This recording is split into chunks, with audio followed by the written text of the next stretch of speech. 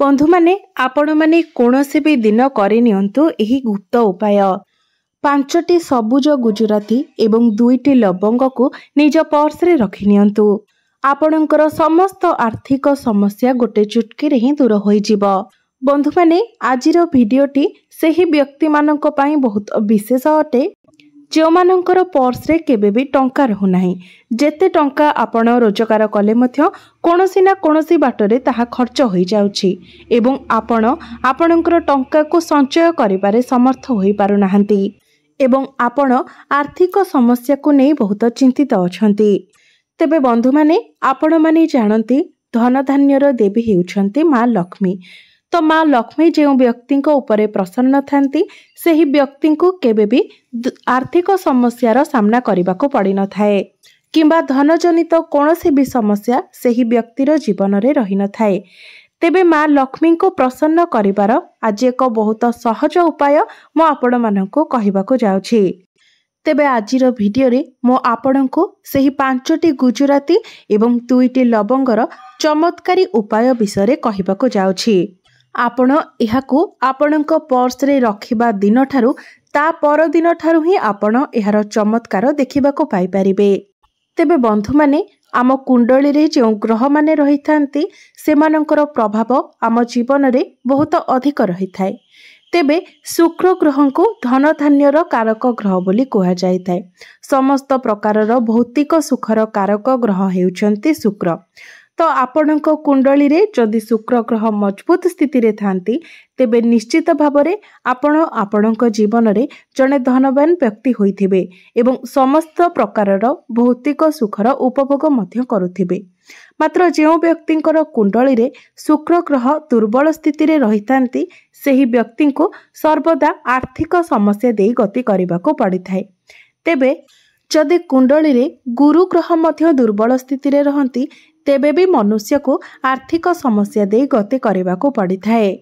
तेबे आपण केमिति जानिबे जे आपणको कुंडली रे शुक्र दुर्बल स्थिति रे अछंती। तेबे जदि आपण एपरि परिस्थिति दे गति करूछंती जे सबु दिकरु आपणको पाखको धन आसीबा बंद होई जायछि, आपणकर रोजगार संपूर्ण रूप रे बंद होई जायछि, तो एहार अर्थ आपणको कुंडली रे शुक्र ग्रह दुर्बल होई जायछंती। जेते परिश्रम कला परे मध्य जदि आपणको सेतिकी धन आपण उपार्जन करि पारु नाहंती, आपणकटु पछरे थिबा लोक मध्य आपणक ठारू आगको बढ़ी जाउछंती, मात्र आपण धीरे धीरे पछको चली आसुछंती, तो एहार अर्थ आपण बुझी नेबा उचित जे आपणक कुंडली रे शुक्र बहुत दुर्बल स्थिति रे अछंती। तो आजिर भिडियो रे मो आपणको जे उपाय कहिबाको जाउछि ता बहुत ही सहज उपाय अटे एवं सरल उपाय अटे, मात्र एहा आपणक जीवन पाई बहुत प्रभावशाली अटे। तेबे आपणको केवल श्रद्धा एवं विश्वासर सहित एही उपायटी को करिबार अछि। बंधु माने जो सबुज रंगर गुजराती रही थाए ताहा मां लक्ष्मीकर अत्यंत प्रिय होई थाए एवं जो लवंग रही थाए ताहा आपणक धन को खराब नजर ठारू बंचाई थाए एवं आपणक जीवन को विभिन्न दिगरु धन आसीबार स्रोत गुड़िक मध्य खोली देई थाए। तेबे एही उपायटी को आपण कोनोसी भी दिन रे करि परिबे, मात्र जेउ दिन भी आपण एहाको करंतु किंतु संध्या समय आपणको एही उपायटी को करिवार अछि। एहा व्यतीत जदि आपणको गृह रे वास्तु दोष रही थाए किंबा नजर दोष रही थाए तेबे मध्य आपणकर आर्थिक स्थिति दुर्बल होई जाय थाए।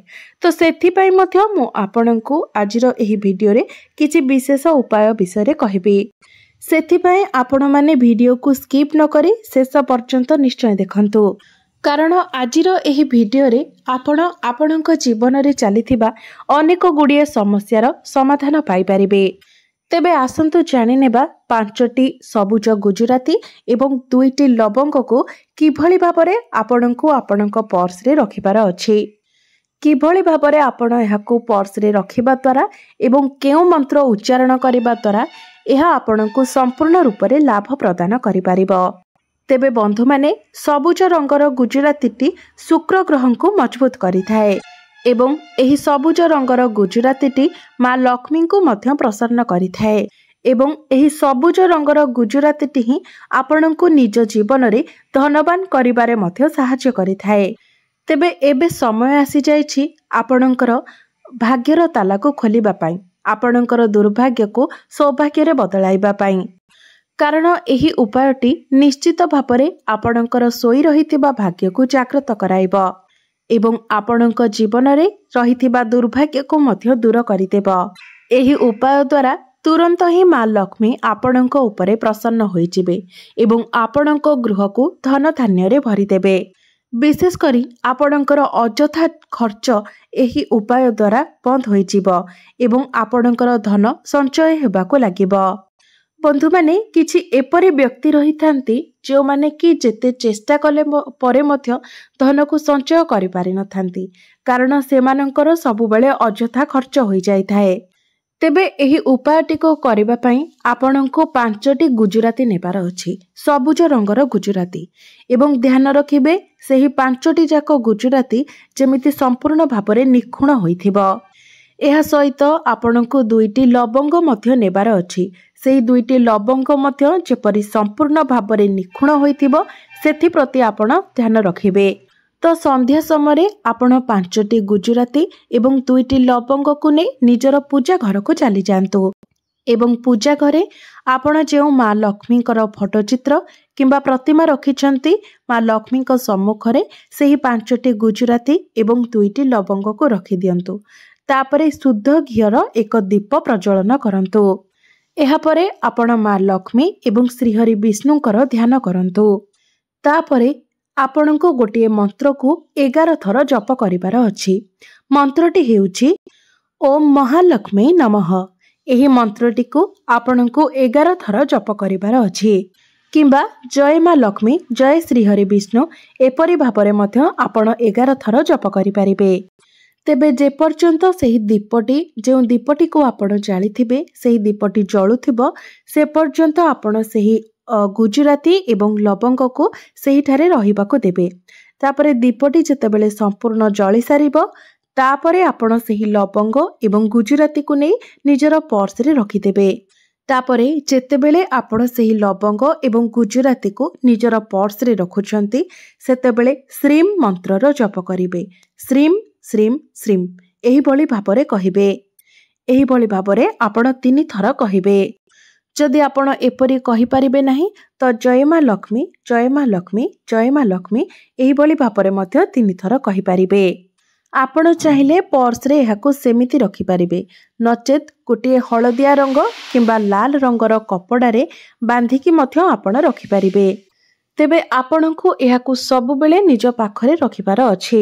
ଆପଣ ଯେଉଁଠାକୁ ବି ଯାଉଛନ୍ତି ତାହା ଆପଣଙ୍କର ଦୋକାନକୁ ହେଉ, ବିଜନେସକୁ ହେଉ କିମ୍ବା ଚାକିରି କ୍ଷେତ୍ରକୁ ହେଉ, ଏହାକୁ ସବୁବେଳେ ଆପଣ ନିଜ ପାଖରେ ରଖିଥିବେ।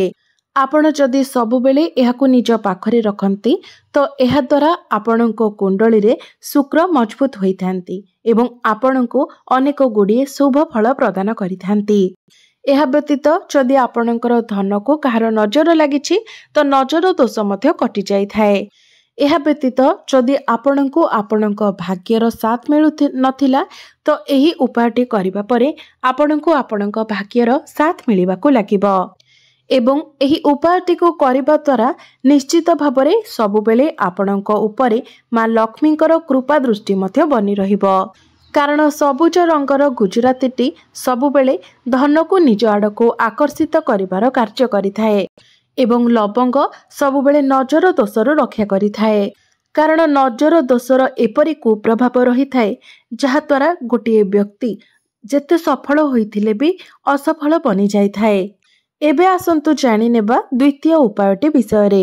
ତେବେ ଆପଣଙ୍କ ଘରେ ଯଦି ବାସ୍ତୁ ଦୋଷ ରହିଛି, ନଜର ଦୋଷ ରହିଛି, ଆପଣଙ୍କ ଘରକୁ କାହାର ନଜର ଲାଗିଯାଇଛି ଯାହାଫଳରେ ଆପଣଙ୍କ ଘରର ଉନ୍ନତି ହେବା ପରିବର୍ତ୍ତେ ଘରର ଅବନତି ହେଉଛି, ଆର୍ଥିକ ସ୍ଥିତି ଧୀରେ ଧୀରେ ଦୁର୍ବଳ ହୋଇଯାଉଛି, ସେଥିପାଇଁ ଆପଣ 2 ଖଣ୍ଡ କର୍ପୂର ନେଇଯାଆନ୍ତୁ ଏବଂ ତାକୁ ଆପଣ ଗୋଟିଏ ପାତ୍ରରେ ରଖି ଜଳାଇ ଦିଅନ୍ତୁ।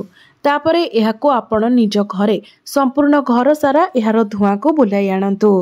ତେବେ ଏହି ଉପାୟଟିକୁ ଆପଣ ସକାଳ ସମୟରେ ପୂଜା କରିବା ସମୟରେ କରିପାରିବେ କିମ୍ବା ସନ୍ଧ୍ୟା ସମୟରେ ମଧ୍ୟ ଆପଣ ଏହି ଉପାୟଟିକୁ କରିପାରିବେ। तेबे पूजा करि सारिबा परे आपण कर्पूर खंड को जाली निजर घर सारा बुलाई आनिबे। ताहा सकाळ पूजारे हेउ किंबा संध्या पूजारे हेउ। तेबे आपण निज घरर समस्त रूम गुड़िकरे याकू बुलाई आनिबे एवं विशेष करी मुख्य द्वार रे मध्य एहार धुआं को आपण बुलाइबे। कारण घरर मुख्य द्वार ही घर पाई सबुठारु अधिक गुरुत्वपूर्ण होइथाए। कारण घरर मुख्य द्वार ही होइथाए जेउ पटरे आम घर को सकारात्मक ऊर्जा आसीथाए एवं नकारात्मक ऊर्जा मध्य आसीथाए। तेबे मन रखिबे जेतेबेले आपण एहार धुआं को घर सारा बुलाउछंती तो सही समय आपण माँ लक्ष्मी एवं श्रीहरि विष्णुकर ध्यान करेबे, मंत्र जप करेबे। कारण जेबे भी आपण माँ लक्ष्मी एवं श्रीहरि विष्णुकर ध्यान करिथांती तो निश्चित भावरे एहार सकारात्मक ऊर्जार प्रभाव आपणक घर उपरे पड़ी थाए एवं आपणक गृहरे केबे भी आर्थिक समस्या आसी न थाए। गृहरे केबे भी धनर अभाव देखा देई न थाए। घरे सबुबेले धनर वृद्धि होई थाए। एहा व्यतीत आपणक गृहरे थिबा नकारात्मक ऊर्जा गुड़िक मध्य नष्ट होई जाई थाए। नजर दोष मध्य कटि जाई थाए। तो बंधु माने एही उपाय गुड़िक आपण निजर बंधु एवं प्रियजन मानक सहित मध्य शेयर करंतु। कारण आपण जदि अन्यर भल करिवे, अन्यर भल चिंता करिवे तो ईश्वर आपणकर मंगल चिंता करिवे। सेथिपाई जेते पारिबे आपण अन्यर उपकार करंतु। जदि आपणको किछि भल जिनिस देखा जाउछि तो अन्य मानक सहित मध्य एहाको शेयर करंतु। निश्चित भाबरे एहार शुभ फल आपणको मध्य प्राप्ति हेबो। तेबे बंधु माने मोर ही भिडियोटी जदि आपणको भल लागि थाए तो भिडियोटी को लाइक करे चैनल टी को सब्सक्राइब कर देबे एवं कमेंट बॉक्स रे भक्ति एवं श्रद्धार सहित जय माँ लक्ष्मी निश्चय लिखिबे।